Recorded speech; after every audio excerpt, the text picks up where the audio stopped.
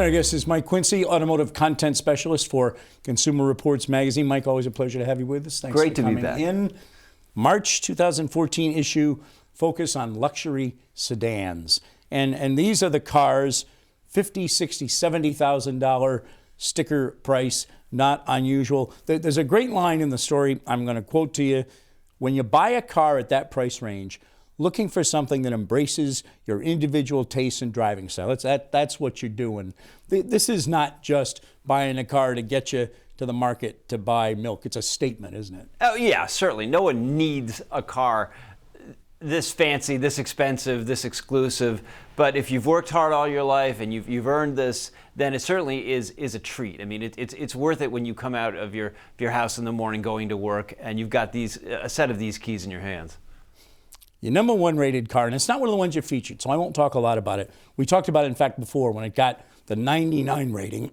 That alone was a big story. Highest rating Consumer Reports has ever given.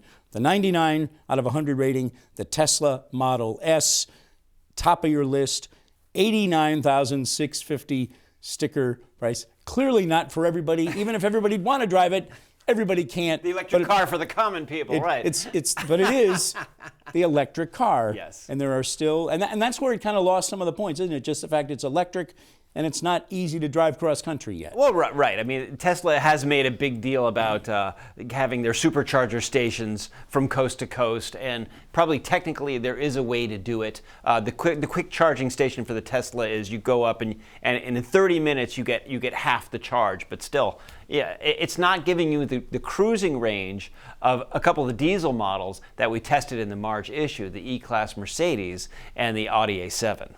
But it only took away 1 point, and 99 is still pretty gosh darn good from you guys. You guys are tough. It's hard to score better than 99 out of 100, and I've probably said this before, I'll say it again. It's the valedictorian of the class.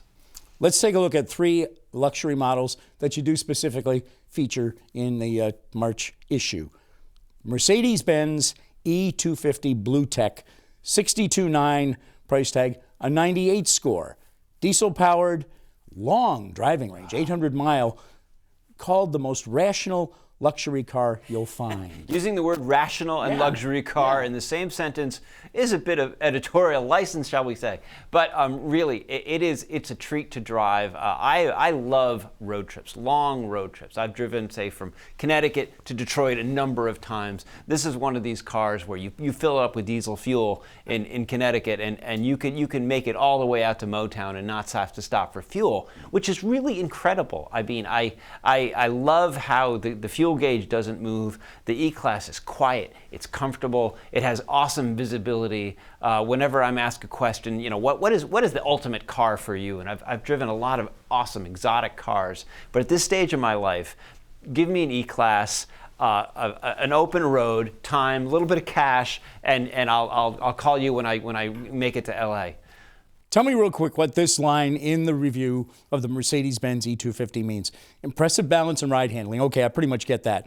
The type of practicality that makes it easy to live with. What do you mean by that? Well, yeah, how do you call a Mercedes practical? No, actually, what it is, practicality in this case is it's really easy to get in and out of. You think, you know, getting in and out of a car isn't a big deal, but it is when the car's really low to the ground. So access is easy. Visibility is easy. There's thin roof pillars. There's lots of glass area. It has a very nice back seat. It has a really sizable trunk. It is a car that doesn't beat you up. The ride is comfortable. It's quiet. I mean, to live with it day to day, there aren't many cars in my mind that are better.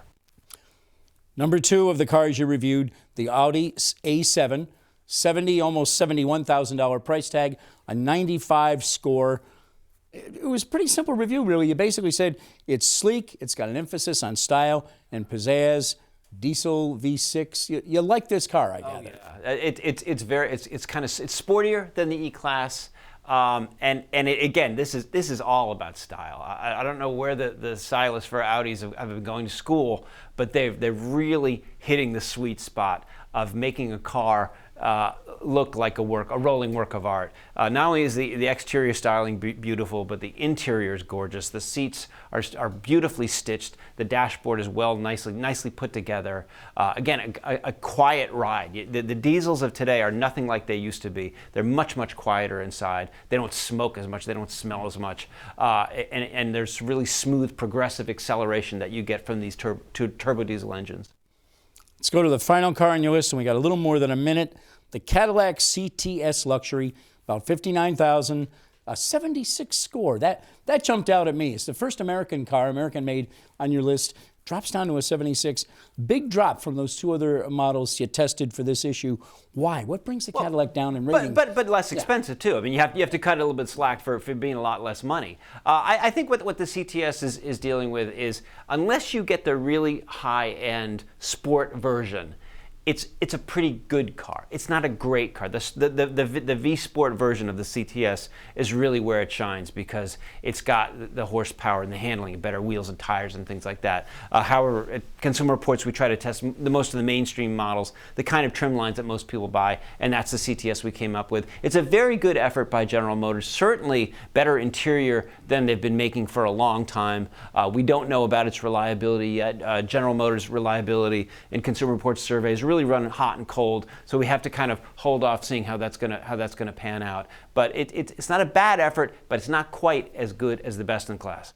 Hold 15 seconds on this. Again, the CTS, concerns about what you call frustrating controls and its Q infotainment system. They tried to take the beauty of an iPad, where you're sweeping your fingers across the screen to get to a different page in the menu. It's a total failure. We hate the Q system. We think General Motors has to go back to the drawing board to make much better controls, because these are just total thumbs down. Mike Quincy from Consumer Reports, thanks for being with us.